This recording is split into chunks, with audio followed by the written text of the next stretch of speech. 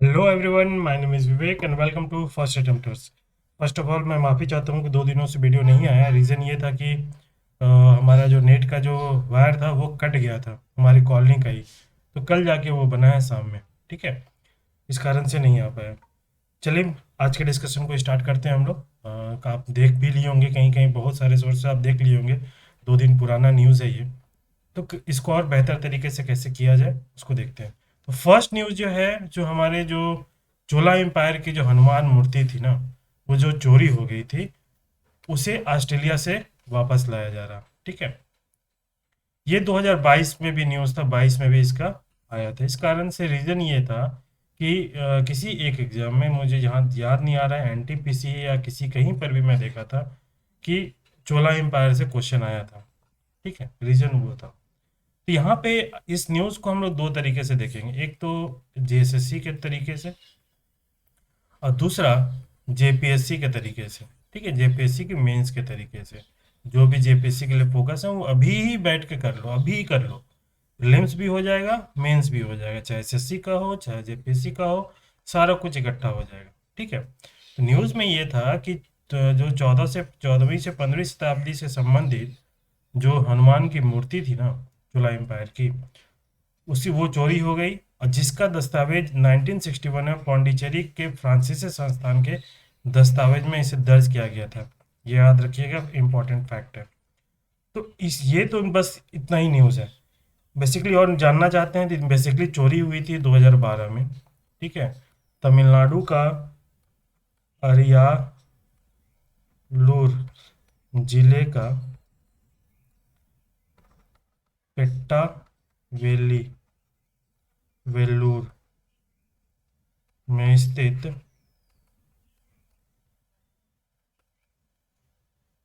श्री वरद राज्य पेरुमल के विष्णु मंदिर विष्णु मंदिर से ये मूर्ति चोरी हुई थी। तो ये याद रखिए, कहाँ से? तमिलनाडु का अरियालूर जिले का। मंदिर का नाम क्या था? वरदराज्य पेरुमल का विष्णु मंदिर। ठीक है, ये याद रखिएगा। अब देखिए देखिए, चोल वंश को देखना बहुत इंपॉर्टेंट है यहाँ पर। चाहे प्रीलिम्स के पॉइंट ऑफ व्यू में हो चाहे मेंस के पॉइंट ऑफ व्यू में, ये जानना बहुत जरूरी है। तो चोल वंश को अच्छे से कर लो मेरे भाई। मैं यहाँ एक छोटा सा एक आइडिया आपको दे रहा हूँ। चोल वंश को अगर बताने पढ़ाने जाए बढ़ाया जाए तो 1 घंटा 1.5 घंटा लग जाएगा। इंपॉर्टेंट मैं चीज़ बता दे रहा हूँ। ठीक है, तो अगर मान ली प्रीलिम्स के पॉइंट ऑफ व्यू से बात होता, जैसे मान लो जेएसएससी का हो, प्रीलिम ये जो अभी एग्ज़ाम होने वाला है, मेंस जिसको का हो या प्रीलिम्स का हो, या जेपीएससी का प्रीलिम्स हो, वहाँ पर ये बहुत इंपॉर्टेंट है। प्री अभी प्री की बात कर रहा हूँ, मेंस की बाद में बात करूँगा। ठीक है, मेंस का बाद में करूँगा। तो प्रीलिम्स में बहुत बार क्वेश्चन आया है। अगर आप प्रीवियस ईयर क्वेश्चन का एनालिसिस कर रहे हो तो एसएससी में ही दबा के क्वेश्चन आया है। हर शिफ्ट में क्वेश्चन आया है, दबा दबा के। एसएससी हो चाहे पीसीएस हो, हमेशा क्वेश्चन आया है। तो आप इसको आइडेंटिफाई करो। तो जब चोल वंश को देखोगे तो यहाँ दो कैटेगरी में आता है। एक होता है संगम काल का, एक होता है संगम काल का, और दूसरा होता है 9वीं शताब्दी के बाद का। जो संगम काल का जो चोल साम्राज्य था ना, वो तीसरी चौथी जो सदी थी, अंत हो गया था। ठीक है, उसके बाद ये 9वीं सदी में फिर से स्टार्ट हुआ। तो मैक्सिमम क्वेश्चन है, ये बाद वाले से क्वेश्चन आया है। अगर इन दोनों का चोल वंश का अगर क्वेश्चन देखा जाए प्रीवियस की ओर में, तो 80% इधर से क्वेश्चन आया है, तो 20% इधर से क्वेश्चन आया है। तो रेशियो आपका ये है। मतलब 9वीं शताब्दी के बाद का जो आप अच्छे से कर लो, अच्छे से मीन्स अच्छे से। मंदिर का कौन निर्माण कराया था, कौन शासक था, उपाधि किस किस चीज का लिया था, किसको हराने के बाद वो उपाधि धारण किया था।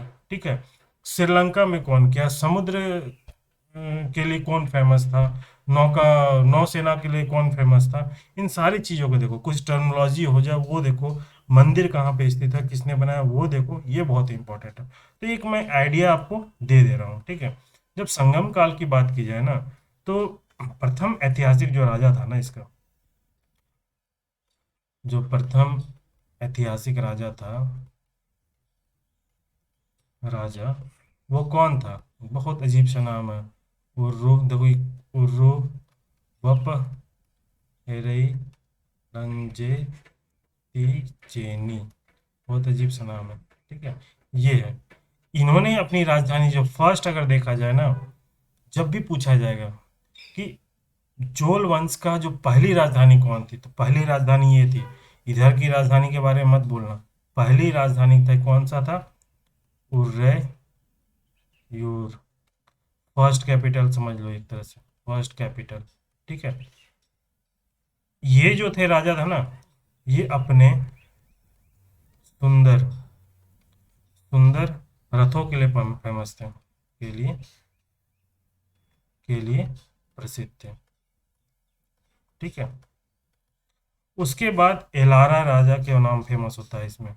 एलारा, यहाँ शॉर्ट में बता रहा हूँ, सीक्वेंस में नहीं बता रहा हूँ, मैक्सिमम यहाँ बताऊंगा। ठीक है, एलारा ये थे क्या? ये फर्स्ट चोल शासक थे ना, जिन्होंने श्रीलंका पर विजय किया था। श्रीलंका पर विजय किया था। ठीक है, अब देखो, जब भी आता है ना संगम काल में, तो यहाँ इन दोनों से क्वेश्चन, एक तो यहाँ था ये, और एक होता है जो फर्स्ट शासक कौन था, ये।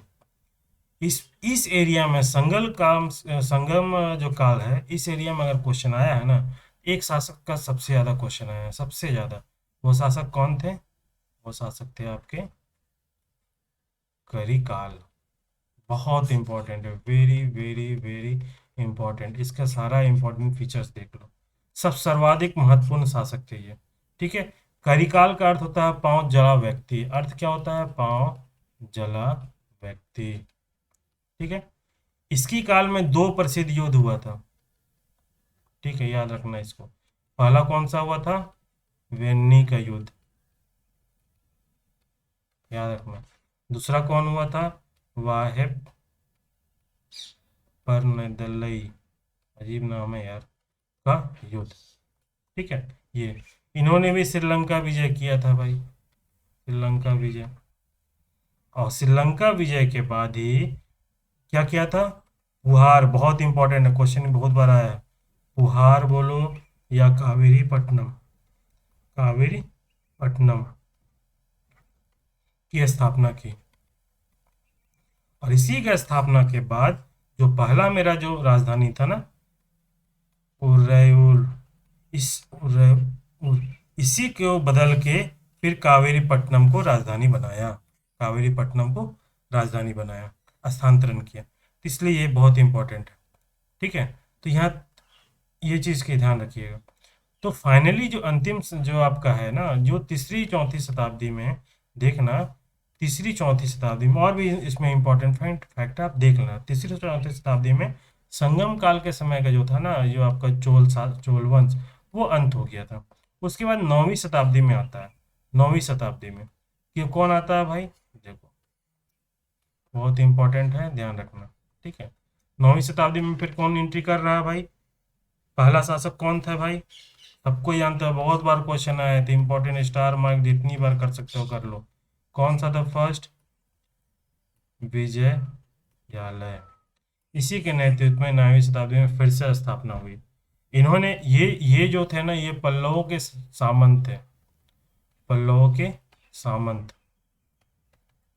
ठीक है, इन्होंने फिर अपनी राजधानी चेंज की और तंजौर को राजधानी बनाया। ठीक है, उसके बाद ही उसके बाद ही ये अपने उपाधि धारण किए थे। कौन सा उपाधि? ध्यान रखना, बहुत बार क्वेश्चन आया है। नर केसरी, बहुत बार क्वेश्चन आया है ये, नर केसरी। इन्होंने कौन सा मंदिर बनाया था? इसमें भी क्वेश्चन बहुत बार आया है, चोलेश्वर का मंदिर। तो ये याद रखना कौन कौन सा मंदिर। तो क्या करो ना, जब ये सब मंदिर आपको डाउट लगता है, तो पढ़ने का तरीका मैं बता रहा हूँ। जब भी आपको लगता है ना कि ये मंदिर कौन बनाया, तो क्या करो ना, जब जैसे चोल वंश लिखा, देखो तरीका मैं बता रहा हूँ, चोल वंश हुआ। ठीक है, अब उपाधि का बना रहे हो, उपाधि का, तो क्या करो ना, ऐसे करो, देखो।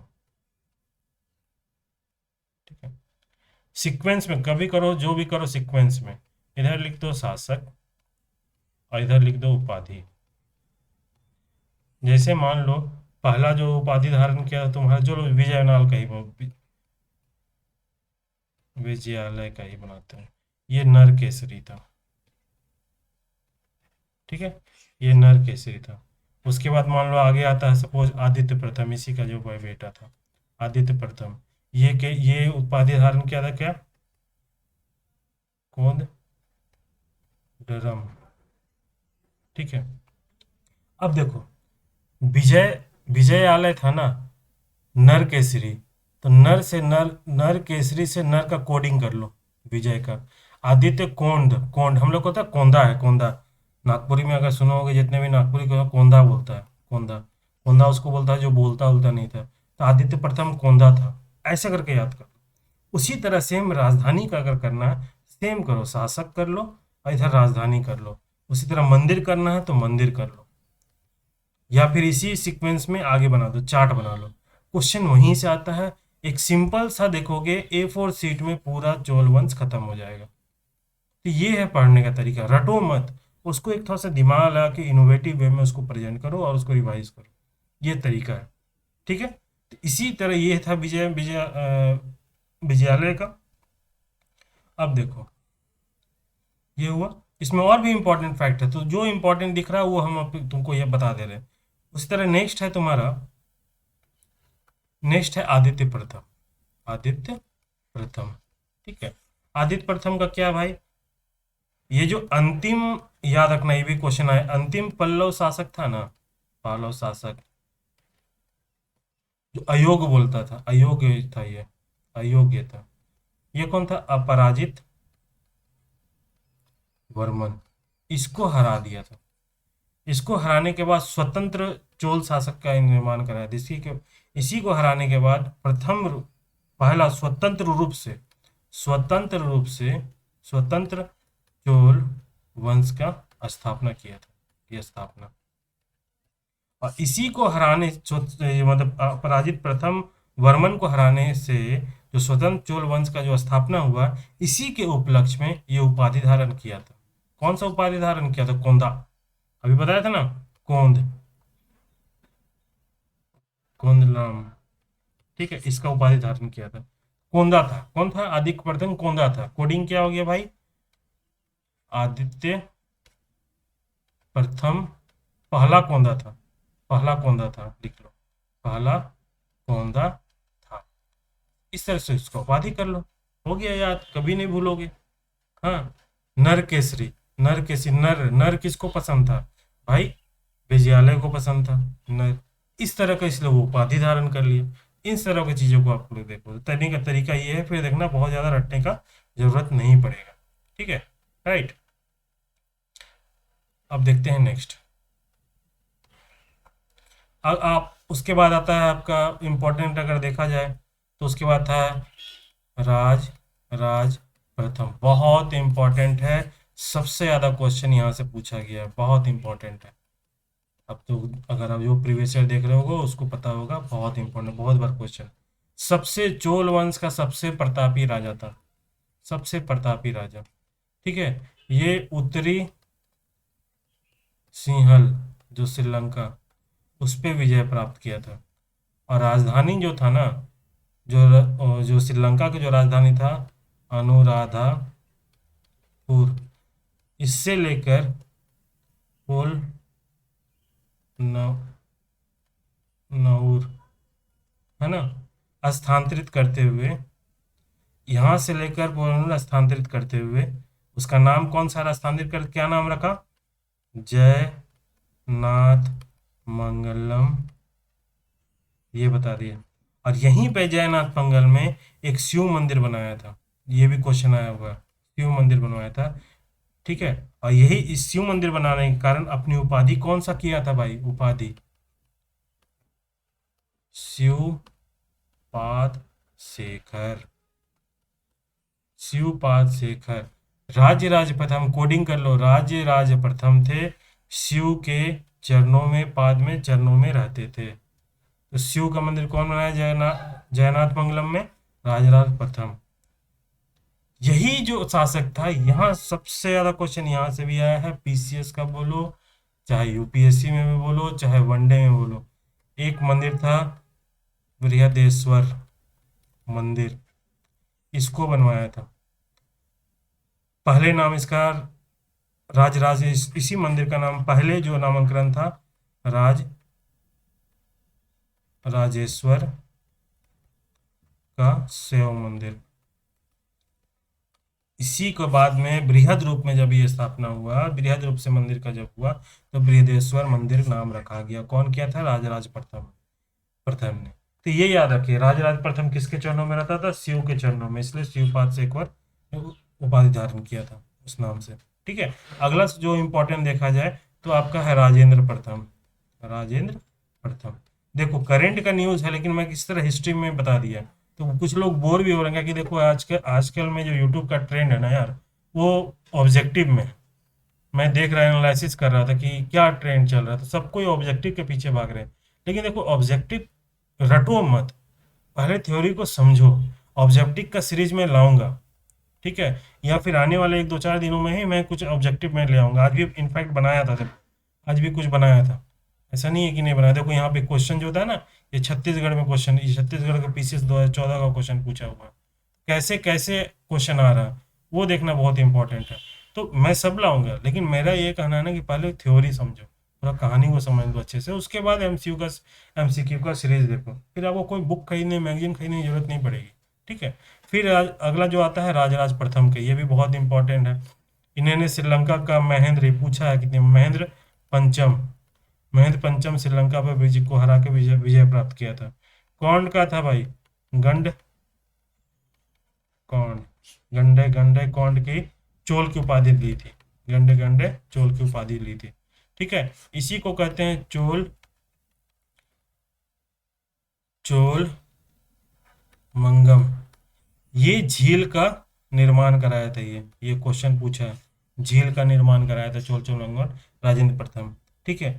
उसी तरह अब देखो, ये मोटा मोटी एक आइडिया लगा दी, और भी है बहुत सारा फैक्ट है, बहुत सारा फैक्ट है इसमें कि नौसेना वगैरह कौन किया था क्या। तो एक मोटा मोटी हम आइडिया बता दें, अदरवाइज बहुत लंबा चल जाएगा।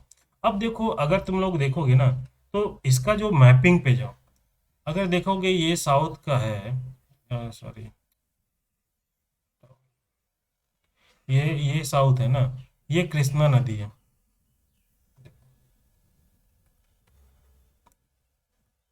ये है तुम्हारा कृष्णा नदी, कृष्णा नदी, और ये है कावेरी। तो कृष्णा नदी और कावेरी के बीच में कौन सा था भाई? चोल था, याद रखना, यहाँ पे चोल का है, ये था पांड्य और ये था चेर। क्वेश्चन आ सकता है सीक्वेंस में कि नॉर्थ टू साउथ सजाओ, कौन कौन सा है, तो पाएगा चोल नॉर्थ में, फिर पांड्य, फिर आएगा चेर। तो इस तरह भी लोकेशन वाइज में देखो, है ना। कृष्णा और कावेरी के बीच में कौन सा भाई साम्राज्य था? चोल साम्राज्य था। ये भी चीज देखने की जरूरत है, राइट। तो चलो, ये मोटा मोटी है, और चोल को और अच्छे से आप तुम लोग पढ़ लेना। ठीक है। जब ये चोल खत्म होता है ना, अब आता है भाई जेपीएससी वाले लोग। जेपीएससी वाले वो लोग बोलेंगे यार हम लोग को ही बता दो। तो जेपीएससी में जो क्वेश्चन है, देखो कि डिस्ट्रिक्ट, पहला क्वेश्चन है कि चोल मंदिर वास्तुकला की द्रविड़ शैली की अवधारणा में और उत्कृष्ट रचनात्मक उपलब्धि प्रतिनिधित्व करते हैं, डिस्कस करें, एक्सप्लेन करें। ठीक है। अगला है चोलकालीन स्थापत्य कला पर प्रकाश डालते हुए इनकी सांस्कृतिक उपलब्धियों की चर्चा करें। ठीक है। इसमें क्या है? Discuss the contribution of Rajaraja प्रथम, राजेंद्र प्रथम, for the expansion of Chola empire, analyse the causes and impact of naval expedition of Chola. बहुत इंपॉर्टेंट क्वेश्चन है। ठीक है। तो अब इसको अभी तैयार कर लो, तो इससे क्या होगा ना, आपको कभी बाद में बर्डन नहीं होगा। जो मैं बोलता हूँ ना, करंट बेस में अगर आ गया ना, अगर मान लो झारखंड भी शिफ्ट हो गया, एक्चुअल में शिफ्ट हो रहा, तो उस वक्त में आपको रटना नहीं होगा, आपका जो इंपॉर्टेंट एरिया है ना वो आपको पहले से ही कवर हो जाएगा। तो अच्छे से इसको देखो, इसको अभी फ्रेमिंग करो। ठीक है। अगर जो जेपीएससी से इंटरेस्टेड लोग हैं, मेंस का जेपीएससी से को जो देना मतलब कि ज़्यादा फोकस्ड होकर दे रहे हैं, अगर वो बोलेंगे तो एक मैं जब भी होगा तो इसको एक्सप्लेन भी कर दूंगा, इसका आंसर क्या होगा, सिनॉप्सिस बता दूंगा, तो आप लोग बताओगे तब वो काम करेंगे। ठीक है। तो चले, ये न्यूज़ खत्म हो जाता है। अगला न्यूज़ है क्वाड का। अब क्वाड आप लोगों को पता है कि 2023 में भाई इंडिया में हो रहा, सॉरी ऑस्ट्रेलिया में हो रहा। तो इसका कुछ इंपॉर्टेंट फैक्ट देख लेते हैं। क्वाड कौन कौन सा समूह है भाई? 4 देशों का कमी है समूह है, भारत, अमेरिका, ऑस्ट्रेलिया और जापान। इसमें देखना बहुत इंपॉर्टेंट फैक्ट बताएंगे, क्वेश्चन का तरीका बता देंगे। इसको कहते हैं क्वाड्रिलेटरल सिक्योरिटी डायलॉग भी बोलते हैं। पहली बार 2007 में जापान का जो प्रधानमंत्री थे ना, अब्बे साहब, जिसका लास्ट ईयर गोली मार के मृत्यु कर दिया गया था उनको, तो उन्होंने ये रखा था, लेकिन चीन के दबाव में फिर ये सिलसिला रुक गया। फिर फाइनली जाके 2017 में ये भारत, ऑस्ट्रेलिया, अमेरिका और जापान मिलकर क्वाड का चतुर्भुज गठबंधन का निर्माण कराया। तो ये तो हर कोई को पता होगा कि 2017 में ये निर्माण हुआ था। 2007 में इसका पहला शिबे साहब, शिजो आबे आबे साहब इसका सूत्रधार थे।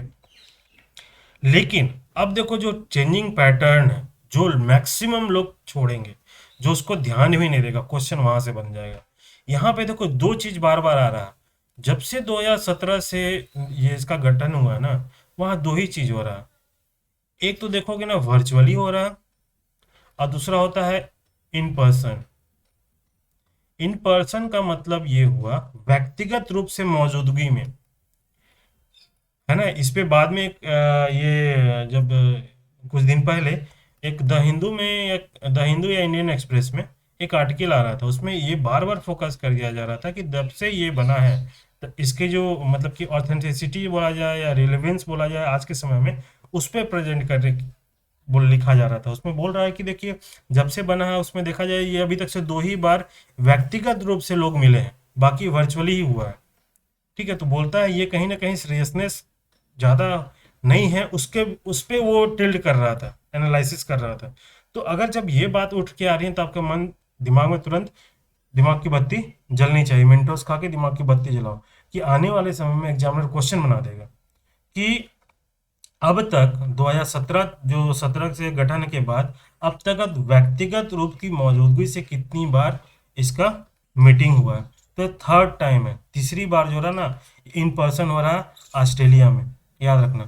फर्स्ट टू मीटिंग कहाँ हुआ था? यूएस और जापान में, भी इंडिया में नहीं हुआ है, याद रखना, इंडिया में नहीं हुआ। क्वेश्चन बना देगा कि क्वाड का, अब देखो यहाँ पे कैसे क्वेश्चन बनाएगा। अब देखो क्वाड का मीटिंग किन किन देशों में हो चुका है, किन देश में नहीं हुआ है।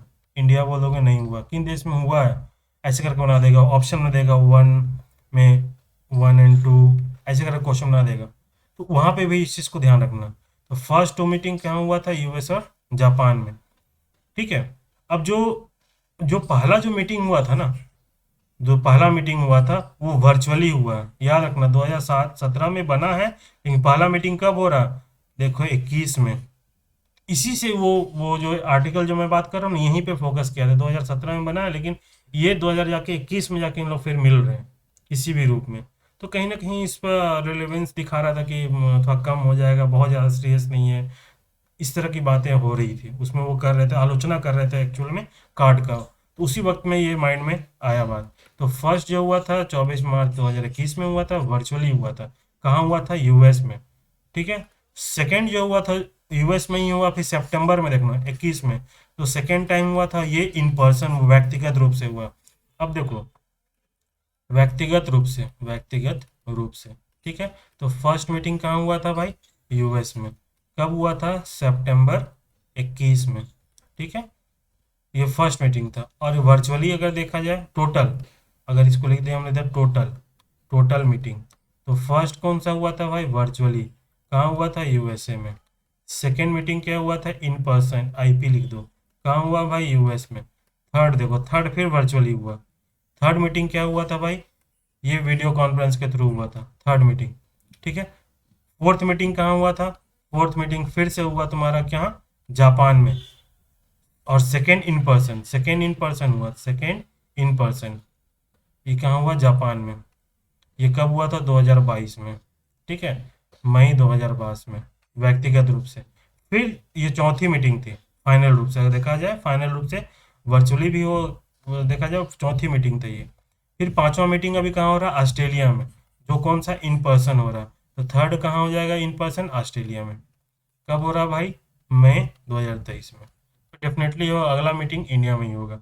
तो क्वेश्चन पूछ देगा, अब तक यहाँ पे मीटिंग नहीं हुआ, ये चीज़ ध्यान रखिएगा। तो इस तरीके से चीज़ों को देखो, एक व्यक्तिगत रूप से कहाँ हुआ जो मौजूदगी में, तो 3 हुआ है, और टोटल कितना है भाई, 5वां मीटिंग हो रहा है। ये ध्यान रखना, यहाँ वो क्वेश्चन फंसाएगा, डेफिनेटली फंसाएगा।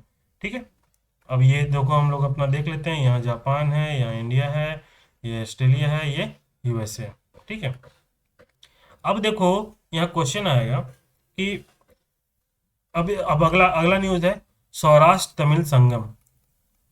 सौराष्ट्र तमिल संगम, ठीक है, संगम ये कहाँ हुआ भाई, अभी जो जस्ट चल रहा। ठीक है, इसमें जो गुजरात और तमिलनाडु को जो ऐतिहासिक रूप से उन लोगों का जो मिलन है, जो उनका संबंध रहा है, उसको उजागर किया गया।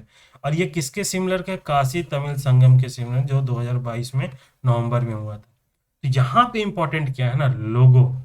यहाँ क्वेश्चन को आएगा लोगो से, याद रखना। तो लोगों का महत्व क्या है, ये देखो, क्वेश्चन हमेशा लोगों से क्वेश्चन आया हुआ है। तो लोगों में क्या क्या है, तो जो इसमें इसमें दो चीजें, तमिल सौराष्ट्र के लोगों के रेशमी कपड़ों की विशेषता गुजरात के कपड़ा उद्योग को समर्पित किया गया है। इसमें तमिल सौराष्ट्र संगम है, इसमें लोगों का रेशमी कपड़ा का विशेषता गुजरात का कपड़ा उद्योग को प्रदर्शित किया गया इस लोगों में। फर्स्ट, सेकंड, इसमें जो दो मंदिर दिख रहा है, दो मंदिर पीछे में, एक हो गया आपका सोमनाथ मंदिर, और एक होता है मीनाक्षी टेम्पल, मदुरई का मीनाक्षी टेम्पल, और एक वो सोमनाथ मंदिर, ये चीज को प्रतीक किया गया। तीसरा, यहाँ पे दो लेडी डांस कर रही है, दो युवती, इसमें एक जो हो रहा है डांडिया डांस, और दूसरा है भरतनाट्यम, उसको प्रदर्शित कर रही है। उसके बाद जो कलर दिया हुआ है, ऊपरी तिरंगा कलर क्या क्या है, एक भारत श्रेष्ठ भारत को संदेश दे रहा है, और नीचे का जो नीला रंग है ना, दोनों राज्यों का समुद्र में विलय का प्रतीक दिखा रहा है। ठीक है, तो ये बहुत इंपॉर्टेंट है, लोगों को अच्छे से देख लेना, क्वेश्चन आता है यहाँ पर। ठीक है, सिग्निफिकेंस हम लोग देख ही लिए। अब अगला क्वेश्चन है, इसराइल का इंडिपेंडेंस का 75th एनिवर्सरी हुआ था। जब ये न्यूज़ में आ रहा, तुरंत भाई अपना वही सिलेबस का पार्ट, कैपिटल क्या है, लैंग्वेज क्या है, करेंसी क्या है, वो देख लो। उसके बाद इसका लोकेशन देखो, किन किन बॉर्डर कंट्री से मिल रहा है, डेड सी के साथ कौन मिल रहा है। ठीक है, जो कौन कौन सा दो देश का अलग हो रहा है डेड सी के बाद। ठीक है, इसी को वेस्ट बैंक कहाँ पे आता है, वेस्ट बैंक किस देश में का हिस्सा बोला जाता है। गाजा पट्टी, गाजा स्ट्रिप जो बोलते हैं, वो किसके साथ मिलता है, बोलेगा गाजा पट्टी किस सागर के साथ टच करता है, तो मेडिटेरियन सी के साथ। वेस्ट बैंक किसके साथ करता है, तो डेड सी के साथ। ठीक है, ये चीज़ को देखो, इसका जितना भी बॉर्डर कंट्री है, इसका सीरिया हो गया, जॉर्डन हो गया, इजिप्ट हो गया, लेबनान हो गया, इन सब चीज़ों को ध्यान में रखो। ठीक है, ये बॉर्डर कंट्री हुआ। गोलान हाइट कहाँ से फेमस, किससे रिलेटेड है, किस देश से रिलेटेड है, तो इजिप्ट से रिलेटेड है। इन सब चीज़ों को देखो, यहाँ क्वेश्चन आया है, बता रहे हैं, गोलान हाइट हो गया, वेस्ट बंगाल हो गया, गाजा पट्टी हुआ, ये सब क्वेश्चन आया हुआ। ठीक है, इसलिए बहुत इंपॉर्टेंट है। जेपीसी वाले तो बिल्कुल देखो, एकदम देखो, ये देखो पीसीएस वाले तो। ठीक है, नेक्स्ट, अब देखो एक इकोनॉमिक्स का क्वेश्चन है, न्यूज़ में आया था, पीएलआई स्कीम। इसमें था उत्पादन आधारित प्रोत्साहन योजना, जो प्रोडक्शन लिंक्ड इंसेंटिव जो बोला जाता है। ये 2020 में चालू है। कब हुआ था भाई, 2020 में। अभी क्या हुआ ना कि इसके तहत में ना इलेक्ट्रॉनिक क्षेत्र में सबसे ज़्यादा प्रोत्साहन मिला था, और बहुत अच्छा ग्रो करने लगी है। अभी 54,000 समथिंग कुछ का है, 54,000 करोड़ का कुछ इन लोग अचीव किया है इसको। ठीक है, तो इसके बारे में हम लोग वो नहीं देखते हैं फैक्ट को, मेन देखो कि पीएलआई स्कीम है क्या। तो जब ये मार्च 2020 में जब ये स्कीम को लॉन्च किया, शुरू किया गया था, उस वक्त में ना 3 सेक्टर को जोड़ा गया था। कौन कौन सा था, विद्युत सेक्टर, मोबाइल सेक्टर और चिकित्सा उपकरण। लेकिन एट प्रेजेंट, याद रखना ये बहुत इंपॉर्टेंट है क्वेश्चन, एट प्रेजेंट 14 सेक्टर इसमें इन्वॉल्व है। कौन कौन सा भाई इसको अटैच किया, 14 सेक्टर आपका ये है टोटल। तो ये याद रखने की जरूरत नहीं, ये बेसिकली यूपीएससी वाले लोग हैं, या फिर जेपीएससी वाले लोग, इस सेक्टर को टोटल याद रखो। बाकी याद रखने की जरूरत है जो एसएससी वाले, वनडे एग्जाम वाले, उनको बस यही देखना है कि पीएलआई स्कीम है क्या। वो क्या था ना कि जो हमारा जो इम्पोर्ट हो रहा था, उसको कम करने के लिए, उसका बोझ को कम करने के लिए, हमारे इंडियन में ना मैन्युफैक्चरिंग सेक्टर को ग्रो करने का प्रोत्साहन देने के लिए ये स्कीम को लाया गया था। इसमें तरह तरह का इंसेंटिव है, परसेंट कुछ ब्याज से मुक्त है, इस मतलब सेक्टर को ग्रो करने के लिए जो भी होगा, प्रोडक्शन को बढ़ाने के लिए उसके लिए इंसेंटिव दिया जाएगा। यही है उसका मेन तर्ज। घरेलू उत्पादन को बढ़ावा देने और आयात के बोझ को कम करने के लिए बनाया गया। एक चीज ये देखो एसएससी वाले लोग, दूसरा कब लॉन्च किया गया था ये देखो, अभी प्रेजेंट में कितने सेक्टर हैं ये देखो, ये तीन चीज देख लो जो अभी के ट्रेंड के हिसाब से क्वेश्चन एसएससी में आएगा। अगर आप लोग को ज़्यादा देखना है, तब अगर कुछ करंट में बहुत ज़्यादा न्यूज आ रहा है, स्पेशल न्यूज आ रहा है, तब इसमें देखो बहुत हो गया। तो ये देखो कि किस सेक्टर को सबसे ज़्यादा प्रोत्साहन मिला, तो इलेक्ट्रॉनिक सेक्टर को मिला सबसे ज़्यादा। अब देखो यहाँ पे जेपीएससी वाले लोग जो जेपीएससी मेंस में है, जब भी इकोनॉमिक का जो सेक्शन है हमारा पेपर है, वहाँ जब भी जो हमारा कैड की बात किया जाए, करंट अकाउंट डेफिसिट की बात की जाए, या फिर इंपोर्ट से जो बोझ हो रहा है उसके बात किया जाए, है ना, ट्रेड डिफिसिट की बात किया जाए, व्यापार घाटा के बारे में बात किया जाए, जब इस सेंस में जब बात होगा ना, तो आप इसका एग्जाम्पल डालो कि किस प्रकार गवर्नमेंट, जो पूछा जाएगा कि गवर्नमेंट कौन कौन सा स्कीम को लॉन्च कर रहा है या गवर्नमेंट का क्या कदम है, वहाँ पर आप इस एग्जाम्पल का डालो कि किस प्रकार इंपोर्ट को कम करने के लिए, इंपोर्ट का जो बोझ है उसको कम करने के लिए और घरेलू प्रोडक्शन को बढ़ाने के लिए जो गवर्नमेंट है पीएलआई स्कीम को लाई है। पीएलआई स्कीम से आने से नॉट नॉट ओनली हमारा जो बोझ कम होगा, बल्कि हमारा जो रोजगार है उसकी अपॉर्चुनिटी भी बढ़ेगी। तो देखो कैसे लिंक हो रहा। अब यहाँ पे अगर मान लो यूपीएससी के तर्ज को फॉलो किया, अब देखो यहाँ जेपीएससी वाले देखो, अगर यूपीएससी के तर्ज को फॉलो कर दिया, जैसे जैसा कि बाकी पीसीएस वाले कर रहे हैं, चाहे बिहार हो या यूपी हो, अगर उस ट्रेंड को फॉलो किया, तो जेपीएससी पीटी में क्वेश्चन क्या बनाएगा कि पीएलआई जो स्कीम है उससे क्या इम्पैक्ट पड़ रहा है। ऑप्शन नंबर 1, आयात घट रहा है। ऑप्शन नंबर 2, निर्यात बढ़ेगा।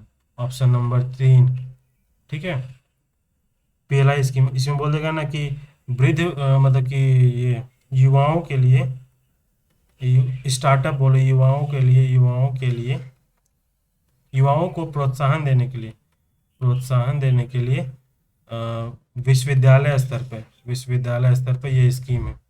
ऐसे करके ऑप्शन बना देगा, फिर बोलेगा कि इनमें से कौन कौन सा है बताओ। ठीक है, ये चीज बना देगा इस तरह से। जब मैं क्वेश्चन फ्रेम करूंगा तब बताऊंगा आप लोगों को डिटेल में। तो ये था पीएलआई स्कीम। तो इस तरह की चीजों को आप देखो, है ना। उसके बाद अगला है न्यूज है जो वर्ल्ड बैंक का लॉजिस्टिक परफॉर्मेंस इंडेक्स है, उसमें भारत का पोजीशन 38 आ गया है 139 देशों में, याद रखना। और पहले जो 2014 में कौन सा था, 54वां स्थान था, और 2018 में क्या था, 44वां स्थान था। ठीक है, तो लॉजिस्टिक जो प्रदर्शन रिपोर्ट है वो कौन जारी करता है भाई, विश्व बैंक में, याद रखना वर्ल्ड बैंक करता है। क्वेश्चन बनाएगा टोटल कितना फैक्टर को देखता है, आधार बनाता है 6 आधार को, याद रखना 6 आधार पे ये करता है। इसमें 6 आधार में से 4 जो सेक्टर कारक जो है ना, उसमें भारत का परफॉर्मेंस बहुत अच्छा रहा है, इसीलिए वो रैंकिंग इंप्रूव हुई है, ये याद रखिएगा। ठीक है, अगला ध्यान रखिएगा इसमें, हाँ इसमें यही हो गया। फिर अगला न्यूज है India rank 4th in global military expenditure, SIPRI का रिपोर्ट है।